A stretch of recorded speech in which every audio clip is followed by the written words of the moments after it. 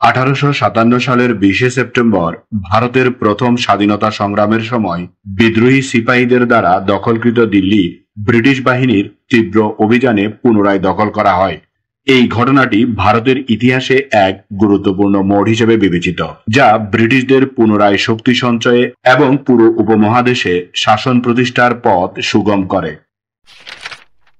1964 সালের 20 সেপ্টেম্বর আফগানিস্তানের জাতীয় সংসদ একটি নতুন সংবিধান অনুমোদন করে, যা আফগানিস্তানের গণতান্ত্রিক শাসন ব্যবস্থার পথ প্রদর্শক হিসেবে বিবেচিত হয়।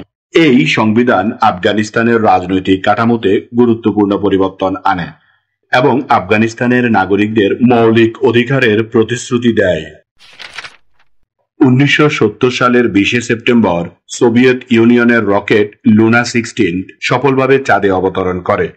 এটি ছিল চাঁদের উপর প্রথম সক্রিয় রোবোটিক নভোচারী মিশন, যা মাটির নমুনা সংগ্রহ করে পৃথিবীতে ফিরে আসে। লুনা 16 এর এই অর্জন মহাকাশ গবেষণায় এক উল্লেখযোগ্য মাইলফলক হিসেবে বিবেচিত হয় এবং সোভিয়েত মহাকাশ কর্মসূচির দক্ষতা ও প্রযুক্তিগত উৎকর্ষতা প্রদর্শন করে।